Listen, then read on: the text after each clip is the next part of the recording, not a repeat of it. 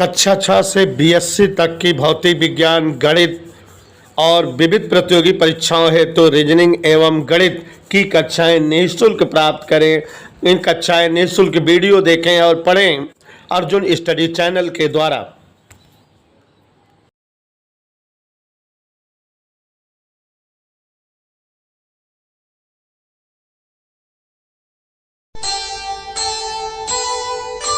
कर्म करे किस्मत बने, जीवन का यह मर्म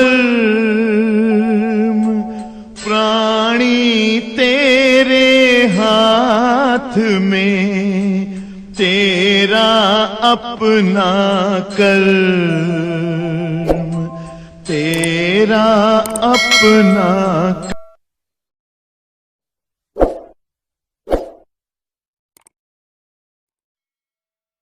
वैद्युत द्विध्रुव इलेक्ट्रिक डाइपोल क्या होता है कल समझाए थे।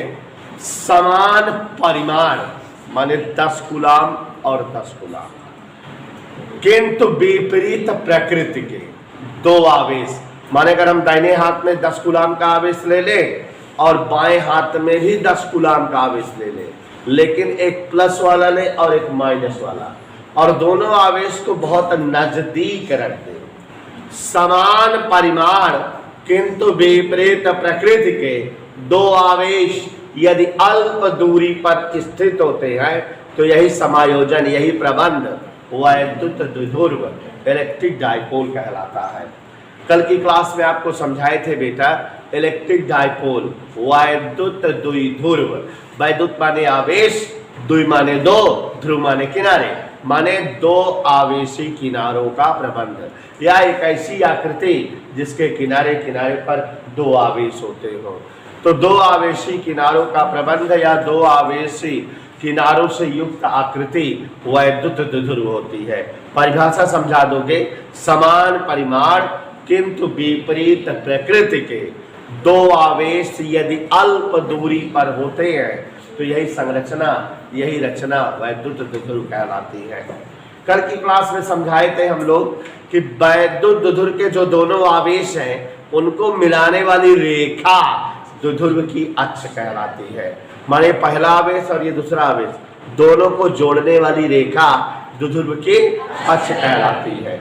और एक चीज समझाए थे कि जो द्विध्रुव है उसकी अक्ष का जो मध्य बिंदु होता है उसे द्विध्रुव का केंद्र कहते हैं। केंद्र से जितनी दूरी पर प्लस आवेश होता है, केंद्र से उतनी ही दूरी पर, अगर केंद्र से प्लस आवेश की दूरी स्मॉल l हो और केंद्र से माइनस आवेश की दूरी स्मॉल l हो तो पूरे अक्ष की लंबाई क्या हो जाएगी, 2l। और आपको यहाँ एक शब्दावली और बताए थे कि किसी वैद्युत द्विध्रुव के आवेशी परिमाण माने क्यों और अक्ष की लंबाई माने 2l का गुणनफल वैद्युत द्विध्रुव आघूर्ण कहलाता है। एक बार फिर से समझो, किसी वैद्युत द्विध्रुव के आवेशी परिमाण q और अक्ष की लंबाई 2l का गुणनफल q × 2l वैद्युत द्विध्रुव आघूर्ण कहलाता है। P से व्यक्त किया जाता है।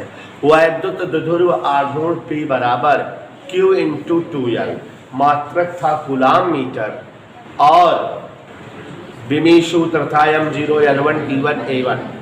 यहाँ पर बेटा आपको एक शब्द पढ़ाए थे परसों की ही क्लास में, वैद्युत क्षेत्र की तीव्रता। याद करिए, कल भी रिवाइज किए थे कि अगर कोई आवेश कहीं रख दिया जाए तो चारों ओर जितनी दूरी तक उस आवेश का प्रभाव बना होता है उसे ही उस आवेश का वैद्युत क्षेत्र कहते हैं। समझाए थे किसी आवेश के चारों ओर का वह क्षेत्र जहां तक आवेश का प्रभाव बना हो वैद्युत क्षेत्र कहलाता है। और यह भी समझाए थे कि अगर मान लो ये कोई आवेश रखा है और इसके चारों ओर जहां तक कोई दूसरा आवेश लाए और उस पर वैद्युत बल लगने लगे उसे ही हम उसका वैद्युत क्षेत्र कहते हैं। फिर उसके बाद आपको वैद्युत क्षेत्र की तीव्रता, इंटेंसिटी ऑफ इलेक्ट्रिक फील्ड बताए थे कि वैद्युत क्षेत्र को दो भौतिक राशियों द्वारा प्रकट किया जाता है। वैद्युत विभव V द्वारा जो अदिश राशि है और वैद्युत क्षेत्र की तीव्रता E द्वारा जो सदिश राशि है। तो इस चैप्टर में वैद्युत क्षेत्र की तीव्रता समझा जाएगा और चैप्टर 3 में वैद्युत विभव समझा जाएगा। वैद्युत क्षेत्र की तीव्रता किस अक्षर से लिखी जाती है? E से। कल आपको बताए थे कि अगर Q कूलाम का आवेश वैद्युत क्षेत्र में लाओ और उस पर बलयफ लगे तो 1 कूलाम का आवेश लाने पर कितना वैद्युत बल लगेगा? F/Q। आपको बताए थे कि एकांक आवेश पर, 1 कूलाम के आवेश पर या एकांक आवेश पर जितना वैद्युत बल लगता है उसे हम वैद्युत क्षेत्र के, याद करिए, वैद्युत क्षेत्र की तीव्रता, इंटेंसिटी ऑफ इलेक्ट्रिक फील्ड, वैद्युत क्षेत्र की तीव्रता वेक्टर ई से व्यक्त की जाती है। और इसकी परिभाषा कल की क्लास में बताए थे, एकांक आवेश पर लगने वाला वैद्युत बल, यही बताए थे ना, माने E बराबर F/Q0, एकांक धन परीक्षण आवेश पर लगने वाला वैद्युत बल वैद्युत क्षेत्र की तीव्रता कहलाती है। इसी सूत्र से कल एक डेरिवेशन कराए थे, स्थिर बिंदु आवेश के कारण उत्पन्न वैद्युत क्षेत्र की तीव्रता कराए थे डेरिवेशन। तो स्थिर बिंदु आवेश, कोई एक बिंदु साइड का आवेश है और उसको कहीं रख दिया जाए, तो हमने कल बताया था कि अगर Q कूलाम का आवेश स्थान O पर रखा हो, ये सब डेरिवेशन कल के थे, रख दिया जाए तो इसके चारों ओर क्या बन जाएगा, और उसकी तीव्रता मान ले वेक्टर E है, और इस क्षेत्र में कोई धन परीक्षण आवेश प्लस Q0 लाते हैं तो उस पर क्या लगने लगता था, और वैद्युत बल F बराबर 1/4πε0 के Q0/, तो वैद्युत क्षेत्र तीव्रता जब ये वाला सूत्र लगाते थे तो क्या आ जाता था, याद करिए, 1/4πε0 के Q/r²। ये डेरिवेशन था स्थिर बिंदु आवेश के कारण, स्थिर बिंदु आवेश के कारण उत्पन्न वैद्युत क्षेत्र की तीव्रता। सुहाना कोई दिक्कत? ये डेरिवेशन कल कराए थे, आज नहीं बता रहे हैं, ध्यान से समझना।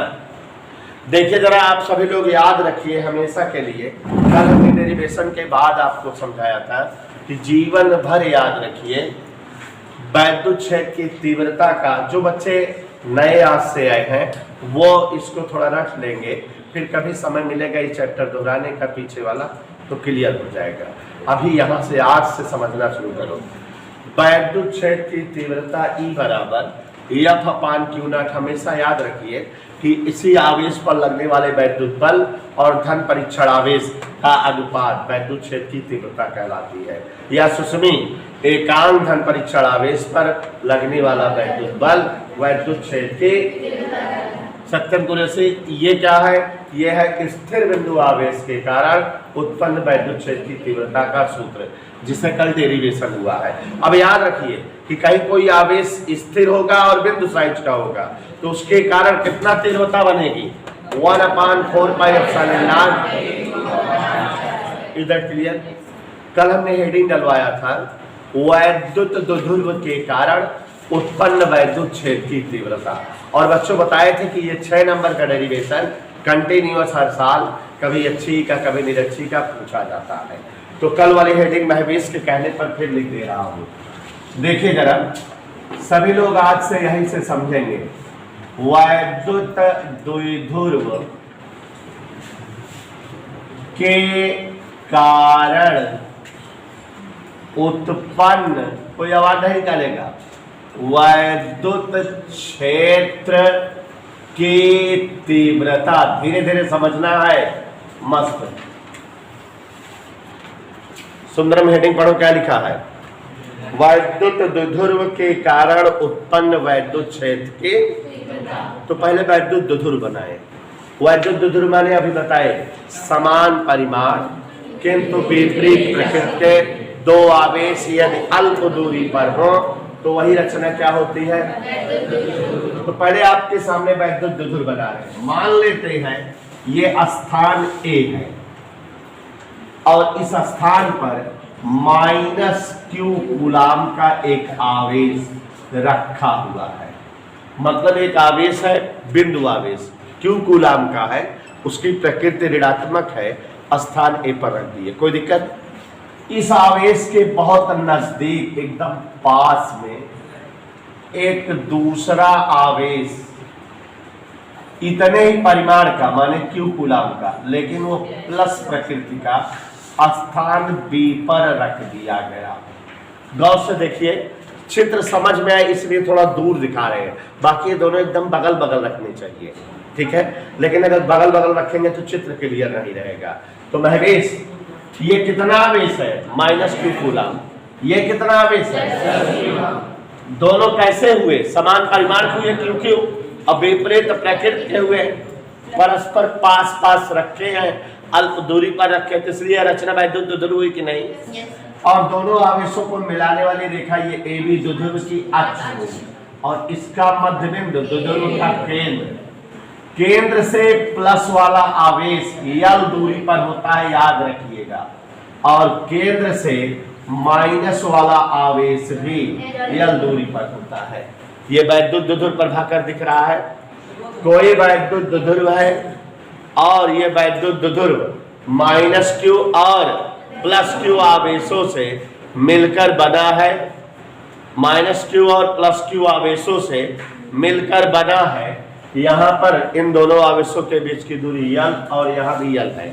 तो ये चित्र का वर्णन अगर इतना करें, माना फिगर देखो, एक वैद्युत द्विध्रुव, चित्र देखो, ए बी आवेशों माइनस क्यू व प्लस क्यू से बना है।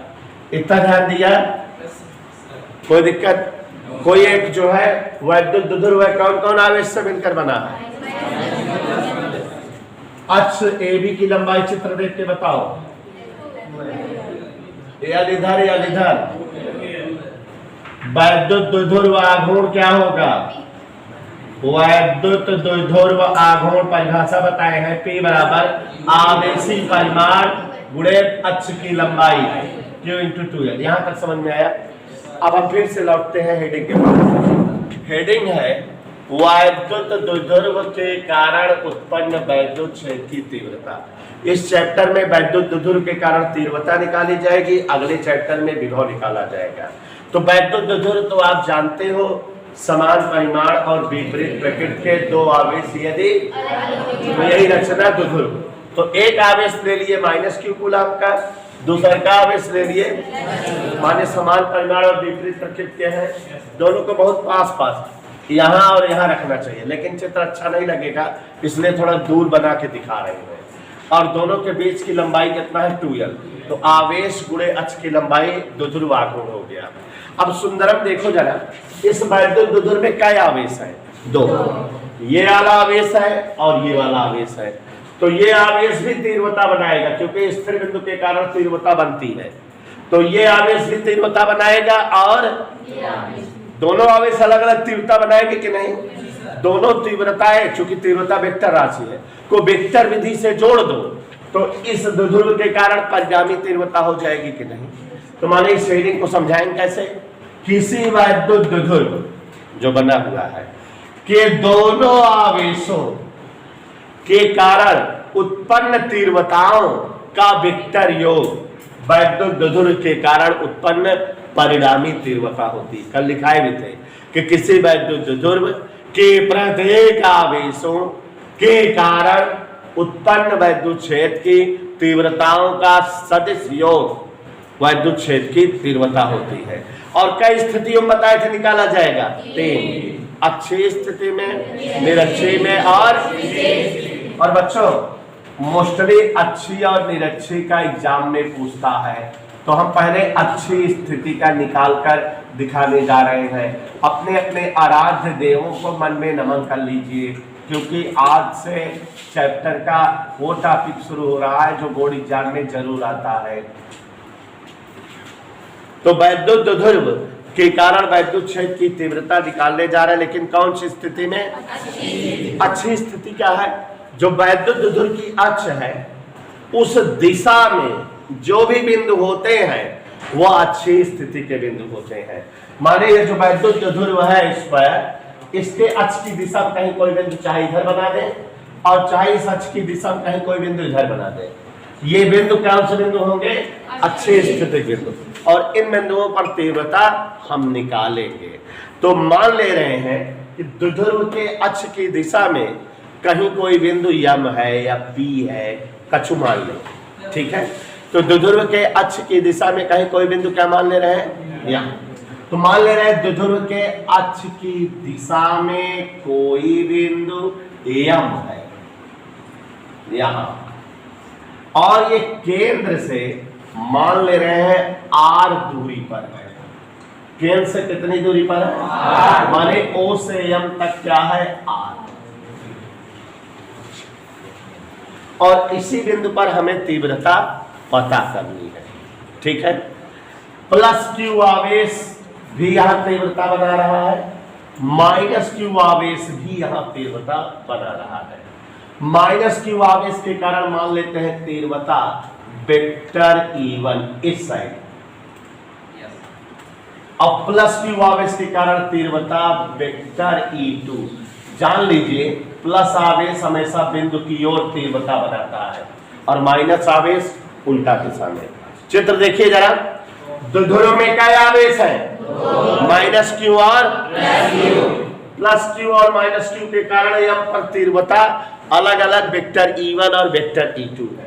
माइनस क्यू आवेश के कारण यम पर तीव्रता क्या है? और प्लस क्यू आवेश के कारण वेक्टर E1 माइनस आवेश की ओर है, प्लस क्यू आवेश कारण बिंदु की ओर है, ठीक। अब एक चीज और देखो चित्र में, ये जो प्लस क्यू आवेश है इसकी अगर यम से दूरी निकाले, यम से दूरी देखो, यहां से दूरी कितना दिखाई दे रही है, और यही इतना छिपा लो तो यही बचेगा कि नहीं?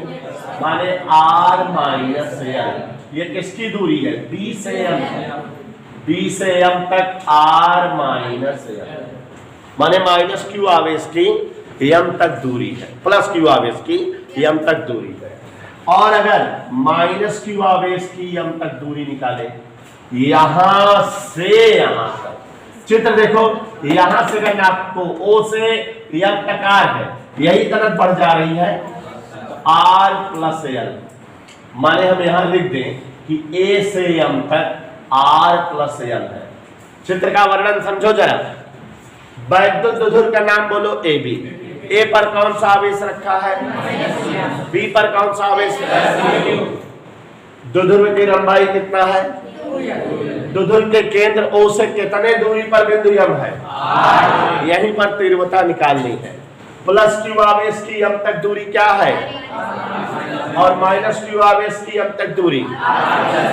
चित्र समझ में आ रहा है? तो यहां लिख दे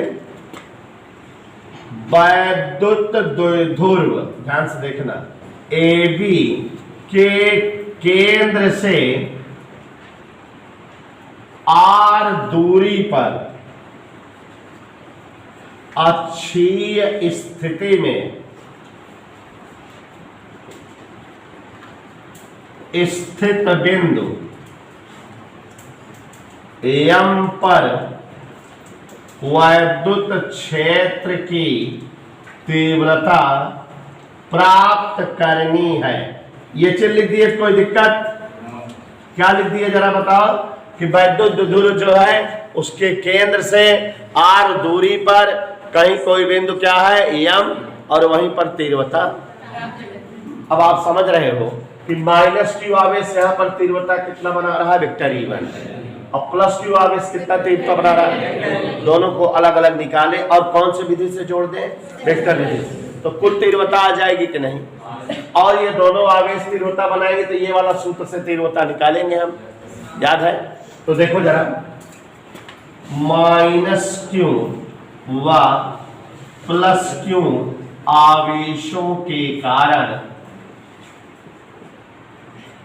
यम पर तीव्रताएं क्या क्या है? वेक्टर E1 व वेक्टर E2, इन्हें अलग अलग निकालेंगे। तो पहले कौन तीव्रता निकाले? E1 निकाले और फिर E2, और कौन से विधि से जोड़ दें?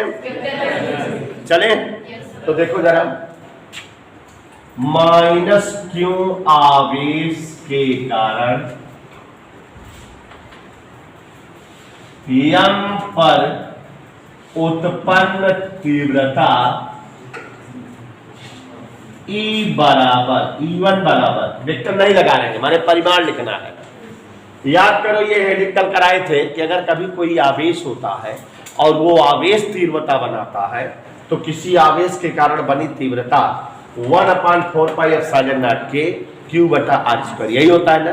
तो अब देखो इस आवेश के कारण यहां पर तीव्रता 1/4πε0 के आवेश है Q, और दूरी यहां से यहां तक है am का स्क्वायर। यहां से इस आवेश की दूरी am है कि नहीं? कोई दिक्कत? बात समझ में आई? am का मान रख दे बेटा, am का मान चित्र में देखो क्या है, r माइनस यल, r प्लस यल। चलिए E1 बराबर 1/4πε0 के Q/r प्लस यल। इधर क्लियर? बात समझ में आ रही है? r प्लस यल का होल स्क्वायर लिख दिए, कोई असुविधा तो नहीं है? नहीं बोल देना, कोई दिक्कत नहीं है। ऐसे ही कौन से आवेश के कारण तीव्रता निकाले? प्लस Q आवेश के कारण, देखते रहना। इसी प्रकार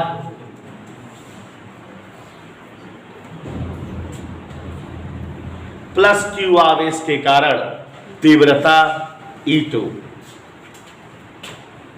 प्लस Q आवेश के कारण तीव्रता E2 बराबर क्या फार्मूला होगा? 1/4πε0 के Q/r। अब की बार दूरी क्या है? समझ आया? अभी तक तो चित्र था, ये आवेश अलग तीव्रता बनाया, ये वाला आवेश अलग तीव्रता बनाया, दोनों तीव्रताओं को निकाल लिए। देखो E1 इधर है, E2 उधर है, दोनों विपरीत वेक्टर है कि नहीं? पक्का? क्योंकि वेक्टर E1 व वेक्टर E2 परस्पर विपरीत है, विपरीत दिशा में है कि नहीं?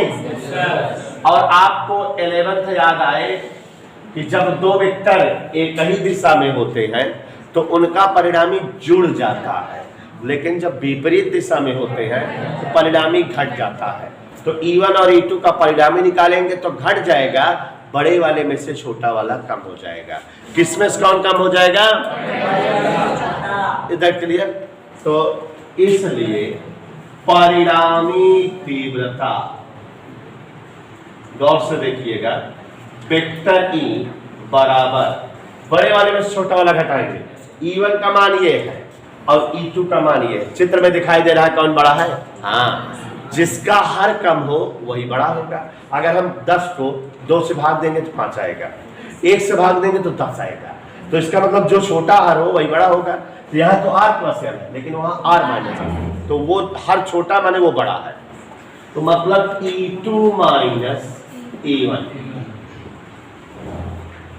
ये वेक्टर में हुआ। अब इसकी वैल्यूज रख दें और कैलकुलेशन करें।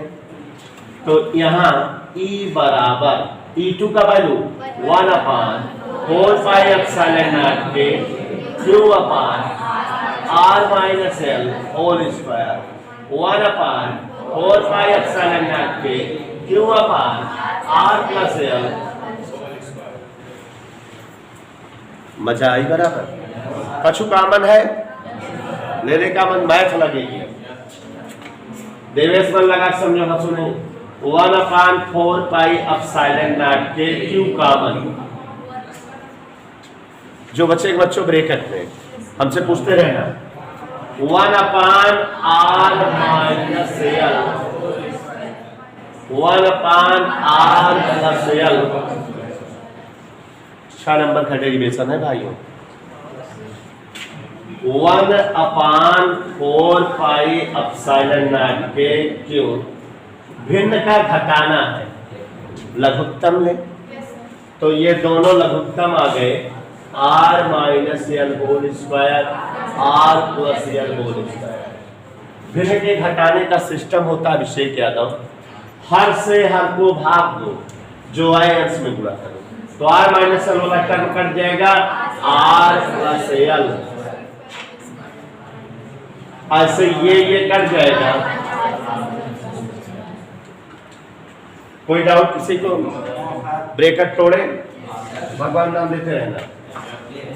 1/4 पाई एप्सिलॉन नॉट के क्यों, नीचे देखो a minus B A plus B, A square minus B square का,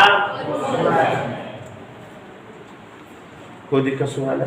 are minus L R plus L, माने R square minus L square, whole square लगा रहने दिए। और आगे देखिए, ये a plus B whole square तोड़ दो, R square plus L square plus 2rl, यह भी टूटेगा, R square plus L square, लेकिन बाहर माइनस है, minus 2rl minus plus 2rl, उसमें देखा तो आर स्क्वायर से आर स्क्वायर, एल स्क्वायर से एल स्क्वायर कट गया कि नहीं?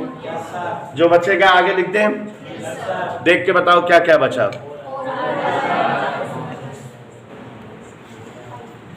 ई बराबर, ई का ही तो मान निकाल रहे हैं, 1/4 पाई एप्सिलॉन नॉट के क्यू इंटू 2rl 4rl बटे r square minus L square का। थोड़ा परिभाषा में आओ, समान परिमाण किंतु विपरीत प्रकृति के दो आवेश अल्प दूरी पर, माने एल इज वेरी छोटी, मतलब एल का मान छोटा है आर से, इसलिए जब एल स्क्वायर होगा तो वो बहुत ज्यादा छोटा हो जाएगा। जब गिनतियों पर घातें बढ़ती हैं तो उनका मान और कम होता जाता है, तो यहाँ L square is very very less than R square, और जब एल स्क्वायर बहुत ज्यादा आर स्क्वायर छोटा है तो एल स्क्वायर को नगण्य कर देंगे। जहां आर स्क्वायर एल स्क्वायर है वहां केवल आर स्क्वायर लिखेंगे, एल स्क्वायर को बहुत छोटा मान करके नगण्य कर देंगे, जहां लिख दे रहे हैं। इसलिए R square minus L square nearly equal to R square, वो बगल वाला चिन्ह नियरली इक्वल है, माने R square minus L square को लगभग क्या लिख दिए। अब आगे देखो जरा, थोड़ा सा मैथ है, इंप्लाइज ई बराबर 1/4 पाई एप्सिलॉन नॉट के क्यू इंटू, ऊपर क्या है 4rl को लिख सकते हैं 2l इंटू 2r, कौन दिक्कत? दो दूनी 4rl हो जाएगी ना, 2l इंटू 2r, दो दूनी 4rl, क्यों कर रहे हैं अभी समझ जाओगे। नीचे R square minus L square को क्या लिखते हैं आर स्क्वायर, बाहर घात दो, और आगे देखो 1/4 पाई एप्सिलॉन नॉट के क्यू इंटू 2l क्या होता है p, p, और ये वाला दो यहाँ लिख दिए, आर की नीचे क्या घात है आर की 4 हो जाएगी, और ऊपर से एक घात कटेगी क्या घात हो जाएगी। और ये बच्चों अच्छी स्थिति में वैद्युत क्षेत्र की तीव्रता का डेरिवेशन आ गया, यहाँ ध्यान दो, Q इंटू 2l को क्या लिख दिए P, और ये R से R की घात कर जाएगी, जो 2 बचा था पहले लिख दिए, इधर क्लियर। और प्यारे बच्चों अच्छी स्थिति में वैद्युत क्षेत्र की तीव्रता का डेरिवेशन है, ये पूरा भगवान कसम खा लो 3 बार घर पे बिना देखे लिखो, प्रैक्टिस कर लो तब याद हो जाएगा। और जो मैं कहा करूं उसको किया करो, क्योंकि ऐसे लगातार डेरिवेशन होंगे, अगर घर पे नहीं रिवाइज करोगे, आप समझे कि हम यहाँ रिवाइज कर लिया आगे भूल जाओगे, सब इधर उधर होने लगेगा। तो 3 बार कम से कम डेरिवेशन कर लेना, फर्स्ट पेपर में पूरी की पूरी मैथ होती है। तो एक बार देखिए कहने पर फिर से बता रहे हैं, वैद्युत द्विध्रुव के कारण उत्पन्न वैद्युत क्षेत्र की तीव्रता, समान परिमाण किंतु विपरीत प्रकृति के 2 आवेश जब अल्प दूरी पर होते हैं तो वही रचना वैद्युत द्विध्रुव होती है। द्विध्रुव के दोनों आवेशों के कारण बनी तीव्रताओं का सदिश योग दुध्रुव के कारण बनी परिणामी तीव्रता होती है। अच्छी, निरक्षी और विशेष 3 स्थितियों में एग्जाम में अक्सर डेरिवेशन पूछता है। किसी साल अच्छी में पूछ लेता है तो किसी साल निरक्षी में। इस वर्ष जो है निरक्षी में पूछा था जो एग्जाम हुआ अभी, तो हो सकता है आपकी बात अच्छी वाला मनी डेरिवेशन आ जाए। 5.5 नंबर से ज़्यादा का डेरिवेशन आता है, लॉन्ग क्वेश्चन है। रट्टा मान लो अभी से, उसमें कुर्सी उर्जी बना कर रख लो। तो अब देखो जरा, वैद्युत दुध्रुव के कारण उत्पन्न वैद्युत क्षेत्र की तीव्रता का डेरिवेशन करना है। तो कुल समझा रहे हैं, और बेटा इतने डेरिवेशन है कि पक्का आधा वाला पहले में याद है तो आधा दूसरे में। यह बिना कसम खाए ले जा घरे वाले के, क्योंकि एक डेरिवेशन घरे 3 दा लगाऊ, 3 दा काफी लगाए क्या हो जाए जो बैठी जाती। तो यहाँ पर देखो, मान लिए स्थान ए पर एक आवेश क्या रखा है, चित्र देखो, और स्थान बी पर कोई आवेश, दोनों आवेश मिलकर क्या बना रहे हैं, वैद्युत दुध्रुव, जिसकी केंद्र O है और O से B वाले पर आवेश L और A वाले पर आवेश L दूरी पर है। माने पूरे अक्ष की लंबाई क्या है, तो वैद्युत दुध्रुव आघूर्ण P बराबर Q इंटू। अब इस दुध्रुव के अक्ष की दिशा में कहीं कोई बिंदु होगा तो वह अच्छी स्थिति का बिंदु होगा। तुमने शायद सुना कि मैंने मान लिया वैद्युत दुध्रुव के अक्ष की दिशा में केंद्र से R दूरी पर कहीं कोई बिंदु M है, ये अच्छी स्थिति का बिंदु है, यहीं पर तीव्रता ज्ञात करनी है। लिख भी दिया, वैद्युत दुध्रुव AB के केंद्र से R दूरी पर अच्छी स्थिति में स्थित बिंदु M पर वैद्युत क्षेत्र तीव्रता प्राप्त करनी है। यहाँ चित्र देखो, अगर यहाँ O से M तक OM बराबर R है तो प्लस Q वाले आवेश की M तक दूरी चित्र में BM बराबर R minus L, minus Q वाले आवेश की पूरी दूरी R प्लस L। अभी दूरियां हुई, हमको तो इस आवेश के कारण बनी तीव्रता और इस आवेश के कारण बनी तीव्रता जो कि वेक्टर E1 और E2 है निकालनी है। हमने आपको बताया कि प्लस आवेश हमेशा बिंदु की ओर तीव्रता बनाता है, तो प्लस Q आवेश के कारण M पर तीव्रता M की ओर हुई और माइनस आवेश के कारण तीव्रता उल्टी दिशा में हुई।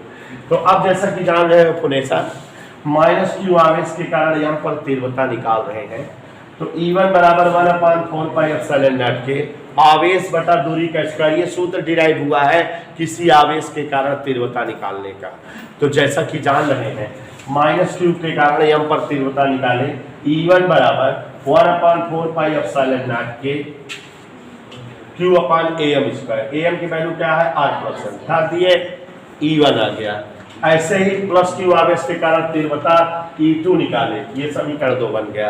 दोनों तीव्रताएं विपरीत दिशा में है, इसलिए परिणामी तीव्रता इनके अंतर के बराबर होगी।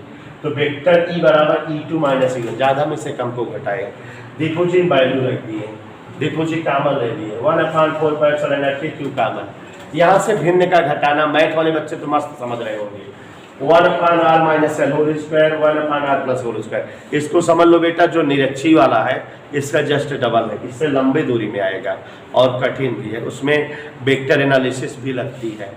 तो यहाँ 1/r minus L whole square minus 1/r plus L whole square दिखाई दे रहा है। 8 डेरिवेशन लगातार पढ़ने हैं। इन दोनों का लघुत्तम लिए, हर से हर कट गया, ऊपर R प्लस L आया, R प्लस L कट गया, ऊपर R माइनस L आया। सुहाना समझ में आया, हम तो जानकार थी पहले। R plus L whole square क्या होता है, A स्क्वायर प्लस B स्क्वायर प्लस 2AB।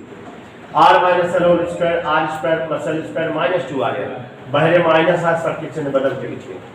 R स्क्वायर और L स्क्वायर कटिंग, क्या बचेंगे 2RL और 2RL 4RL, Q into 4RL, नीचे R square minus L square का होल स्क्वायर। आपको बताएं कि L एक छोटी राशि है तो L स्क्वायर और छोटी हो जाएगी, तो जहां R square minus L square लिखा है वहां देखो जी केवल क्या लिख देंगे, मैं लिख R स्क्वायर, तो यहाँ R square minus L square लगभग R स्क्वायर होगा। तो ऊपर Q इंटू 4RL को 2L इंटू 2R लिख दिए, एक लाइन 60 किए, और नीचे R square minus L square को R स्क्वायर किए, घाते 4 हो जाएगी नीचे कि नहीं, और ऊपर एक R कट जाएगा तो R की क्या घात बचेगी, ऊपर ये वाला 2 बचा, Q इंटू 2L क्या होता है, बगल में चाहे लिख देना, चूंकि Q इंटू 2L बराबर P। और बच्चों ये अच्छी स्थिति में वैद्युत क्षेत्र की तीव्रता का व्यंजक